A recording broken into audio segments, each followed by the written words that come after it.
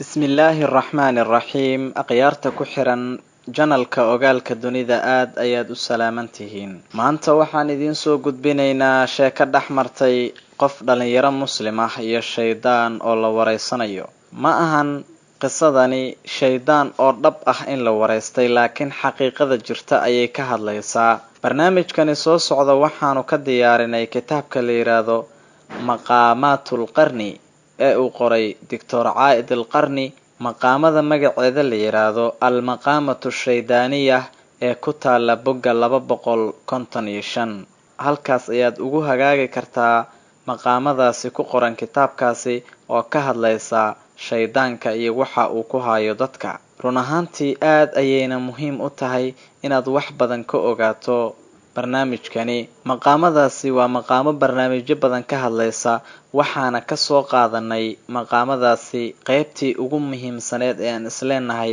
bulshadeena waa ay qusaysaa aad ayaadna u mahadsantihiin ku soo dhawaada barnaamijka sidan ayuu ku bilowday bismillah as-salaatu khayrun minan nawm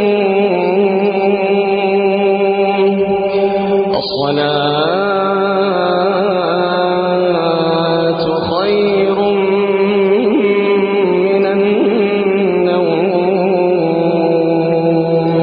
addoonkii allow amiin dheer ayaad haysataa iska hurud iska saaxo waqtigu ma dhowa waxaan ka cabsanayaa inay salaadu iga tagto waqtigu wuu dheer yahay salaada jamaacada inay iga tagto ayaan ka cabsanayaa alla ka cabsigaas ku adkeenin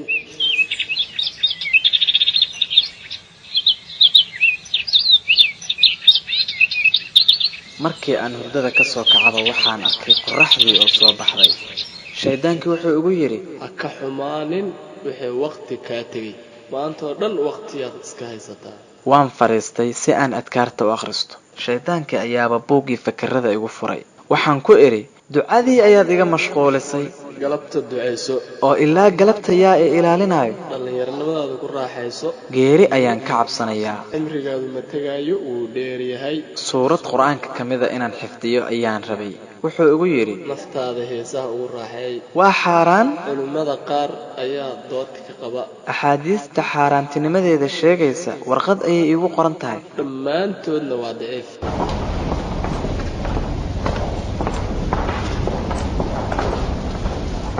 addoonka allow gabar qurux badan kadib aragga ayaan laabay hoos ayaan fiiriyey maxaad indhahaada u laabtay waa khatar ku feker quruxda fekerku waa xalaal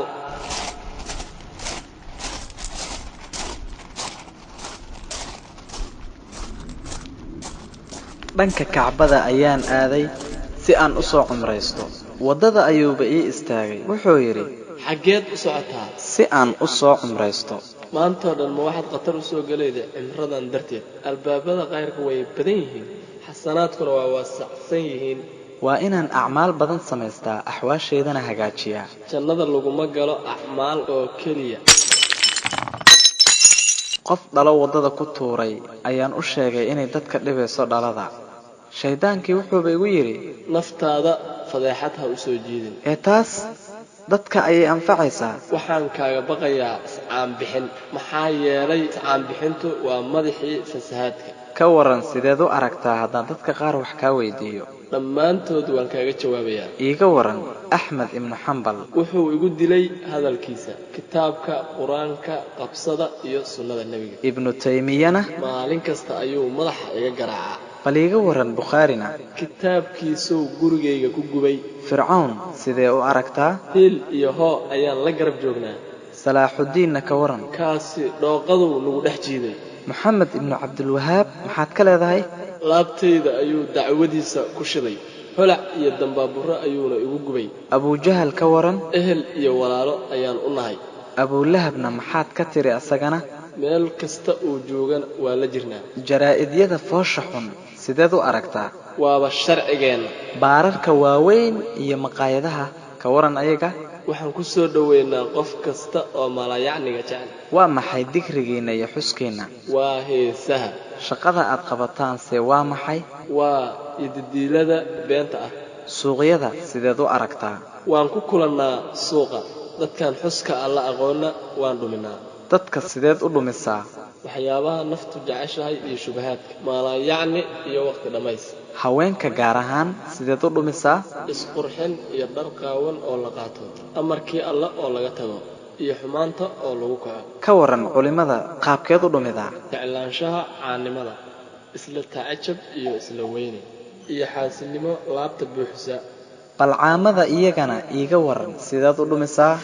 xan iyo isku diritaan iyo hadallada jiran een qiimaha lahayn. ganacsatada ka waran ayaga qaabkeed u dhumisaa? ribada iyo diididda sidaqooyinka iyo biil bixinta oo lagu xadgudbo. qaabkeed u baadiyeysaa ood u dhumisaa dhallinyaradana? shukaansi iyo jacayl, beer dilaacshe iyo qaaraami, iyo fududaysiga axkaamta iyo samaynta xaaraanta. ka waran sideed u aragtaa Israa'iil ama Yahuudda? war iska dhaaf xanta. xantu waa musiibo. Israa'iil waa dawlad aan jecelnahay, qalbigeenna ayayna ku weyn tahay. culimada ducaadda ah ee diinta dadka ugu yeera sideed u aragtaa iyagana? way i cadaabeen, way i daaliyeen. wixii aan dhisay duminayaan. markii aan heesana qur-aanka ayay akhrinayaan. markii aan imaadana ilaahay ayay iga magangelayaan. qaaruun maxaad ku samaysay? waxaan ku idhi kaydka ilaali si aad u guulaysato oo caan ah u noqoto. fircawnse maxaad ku dhahday? waxaan ku idhi boqorkii qasrigow dheh anigu melihi miyaa masar, markaas waad guulaysanaysaa. maxaad ku tiri qofka qamrada cabaya? waxaan ku idhi cab qamrada, murugada ayay kaa qaadaysaa, walwalka ayay kaa suulinaysaa, waadna toobad keeni doontaaye. ii sheeg maxaa ku dilaya adiga?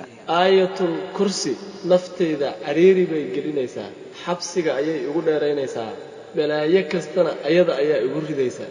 dadka nuuceebaad ugu jeceshahay ii sheeg? fannaanada, abwaanada beenaalayaasha ah, dadka macaasida u saaxiibka ah, iyo mid kasta oo xun oo fidnaalow ah. yaad ugu necban tahay dadka? dadka masaajidda ku tukada, mid kasta oo rukuucsan iyo mid kasta oo sujuudsan, mid kasta oo alla caabuda iyo mid kasta oo waddada alle ku halgama. haddaba ilaahay ayaan kaa magan galay. acuudu billaahi mink. maya